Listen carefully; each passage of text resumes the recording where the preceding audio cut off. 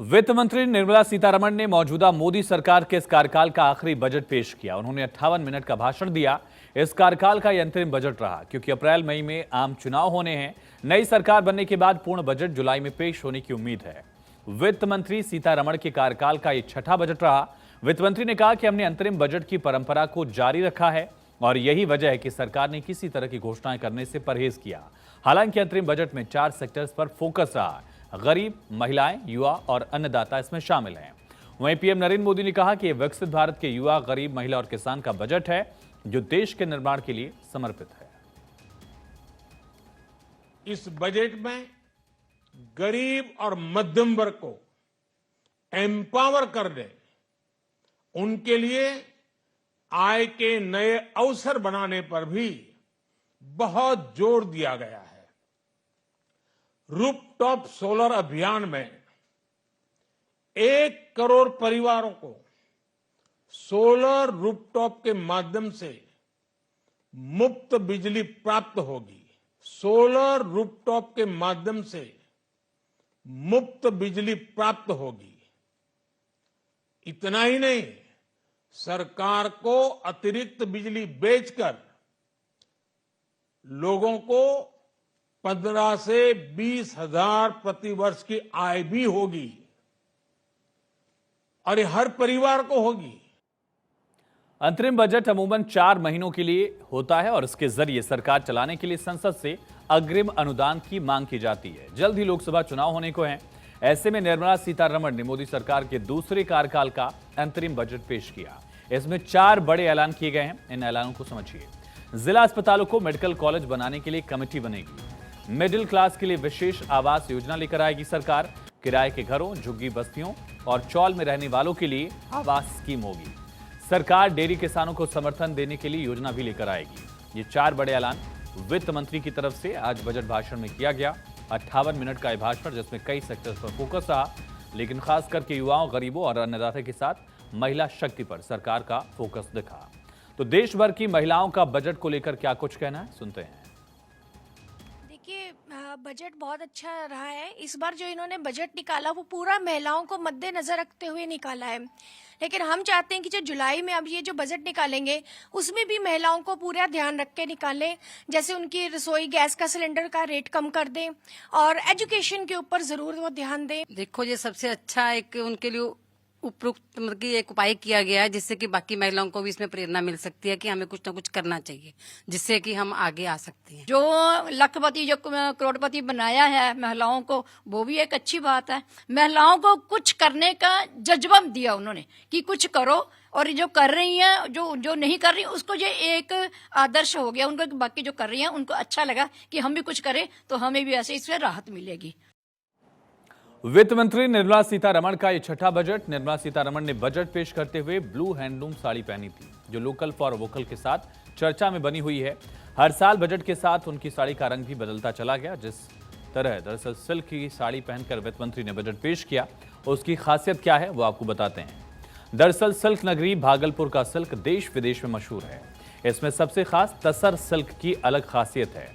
Silk sari में भागलपुर की तसर silk sari का कोई जोड़ नहीं है। सही मायनों में उम्दा तसर सिल्क सिर्फ भागलपुर में ही तैयार होता है। बिहार के भागलपुर का तसर सिल्क का निर्माण अहिंसक तरीके से किया जाता है। मतलब रेशम के कीड़े को बिना नुकसान पहुंचाए धागा निकाला जाता है। इसके साथ ही भागलपुरी सिल्क में सिर्फ नेचुरल रंगों का इस्तेमाल होता है। तसर सिल्क अपने रंग और डिजाइन के लिए हमेशा पसंद किया जाता रहा है। ये सिल्क दूसरे सिल्कों की तरह ज्यादा महंगा भी नहीं है। एक साड़ी को तैयार होने में 20 से 25 दिन लग जाते हैं और यही वजह है कि हर साल बजट पेश करने के दौरान वित्त मंत्री हैंडलूम साड़ी पहनती हैं। माना जाता है कि इसके पीछे हैंडलूम को बढ़ावा देने का उनका संदेश है। इस साल उन्होंने हैंडलूम सिल्क साड़ी में बजट पेश किया है। और मोदी सरकार आदिवासी जनजाति का कितना ख्याल रखती है, ये बात किसी से छिपी नहीं है। छत्तीसगढ़ के मुख्यमंत्री हों या देश की राष्ट्रपति, उन्हें आगे लाना, सर्वोच्च पद देना दिखाता है कि केंद्र सरकार उनके लिए कितना काम कर रही है। वित्त मंत्री निर्मला सीतारमण ने केंद्रीय बजट 2023-24 में जनजातीय मामलों के लिए 15,000 करोड़ रुपए आवंटित किए। ये पिछले साल घोषित राशि से कम 5 गुना ज्यादा है। अंतरिम बजट पर क्या कहते हैं रायपुर के लोग, सुनिए। केंद्रीय मंत्री निर्मला सीतारमण के बजट प्रस्तुत करने के बाद छत्तीसगढ़ में क्या स्थिति है, लोग किस हिसाब से इस बजट को देख रहे हैं, उससे हम जानेंगे। हमारे साथ कुछ लोग हैं जो बजट को देख रहे हैं, खासकर आदिवासी समाज के लोग भी हमारे साथ में हैं जो बजट को देखे हैं और इस बजट से कितना खुश है हम जानेंगे। आपसे मैं जानना चाहूँगा कि आप एक आदिवासी समुदाय से आते हैं, किस रूप में देख रहे हैं इस बजट को?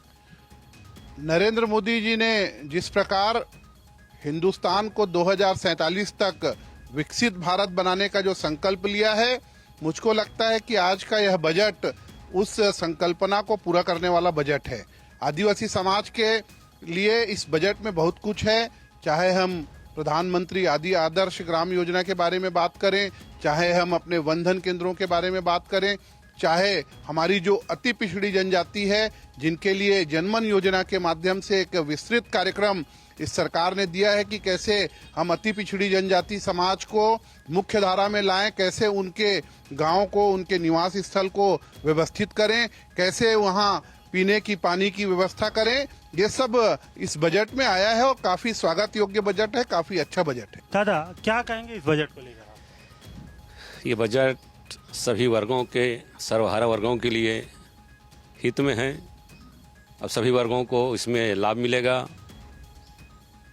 प्रधानमंत्री आदर्श ग्राम, प्रधानमंत्री आपका आवास योजना, बिजली, शिक्षा, स्वास्थ्य संबंध में जो बजट आया है वो सब सर्वहारा वर्ग के लिए, खासकर जनजातीय वर्गों के लिए भी फायदेमंद है। बिल्कुल, ये बजट जो है लगातार फायदेमंद बताए जा रहे हैं। यूथ है हमारे साथ में, हम जानेंगे किस रूप में देखते हैं इस बजट को। जी नमस्कार। माननीय वित्त मंत्री जी ने जो बजट प्रस्तुत किया है वो वाकई में बहुत बढ़िया बजट है देश के लिए। इसमें हर वर्ग का ध्यान रखा गया है। इसमें जनजाति वर्ग को भी बहुत फायदा मिलेगा इस बजट से। बस इतना ही कहना चाहूँगा। किस रूप में देखते हैं इस बजट को? देश हित में है, युवाओं के लिए है, युवाओं के लिए है, देश हित में है। आप भी जानना चाहूंगा किस रूप में? सारे वर्गों को लेके बहुत अच्छा बजट है, सभी के लिए, सभी को बढ़िया फायदा होगा। क्या कहेंगे इस बजट को लेकर? जी सभी वर्गों के लिए सही है बजट ही। देखिए, बजट जो आई है उसको लेकर सभी वर्गों में एक विशेष खुशी की लहर जो है वो देखने को मिल रही है। इसमें सभी वर्ग को ध्यान में रखकर बजट प्रस्तुत किया गया है, जिसकी वजह से आदिवासी समुदाय के साथ साथ हर वर्ग इस बजट की सराहना कर रहा है।